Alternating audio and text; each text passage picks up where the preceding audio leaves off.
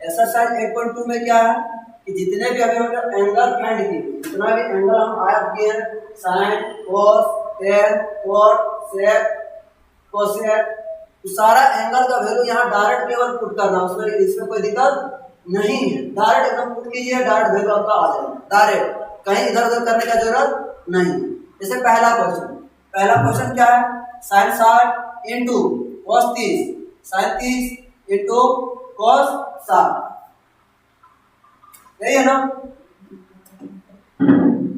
यहाँ ध्यान दीजिए, साइन 60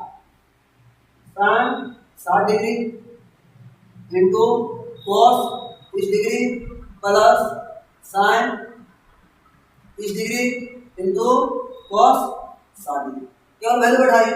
साइन 60 डिग्री का वैल्यू √3/2 इंटू कॉस 30 डिग्री का वैल्यू √3/2 प्लस साइन 30 डिग्री का वैल्यू 1/2 कॉस 60 डिग्री का वैल्यू 1/, हो गया। अब इधर मल्टीपल है, मल्टीपल पहले करेंगे board mass according to board mass, तो √3 इंटू √3, 3 2 2 जा 4, 1 1 जा 1, 2 2 जा 4। अब क्या करेंगे, एलसीएम लेंगे, क्या करेंगे, एलसीएम लेंगे। 4 1 जा 4, तो 3 1 जा 3, 4 1 जा 4, 1 1 जा 1, 3 over 1 4, 4/4 कैंसल, क्या बचा, ठीक है, कोई दिक्कत नहीं ना। उसके बाद यही सब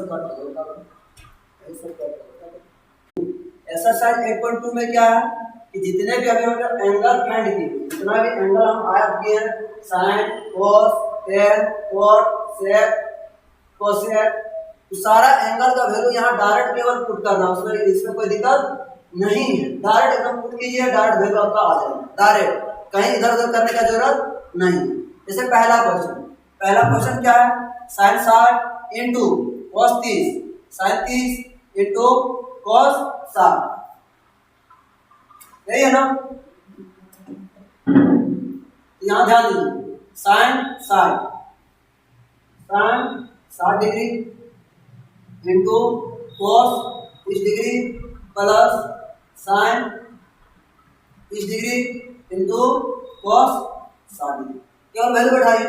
साइन 60 डिग्री का वैल्यू √3/2 इंटू कॉस 30 डिग्री का वैल्यू √3/2 प्लस साइन 30 डिग्री का वैल्यू 1/2 कॉस 60 डिग्री का वैल्यू 1/, हो गया। अब इधर मल्टीपल है, मल्टीपल पहले करेंगे board mass according to board mass, तो √3 इंटू √3, 3 2 2 जा 4, 1 1 जा 1, 2 2 जा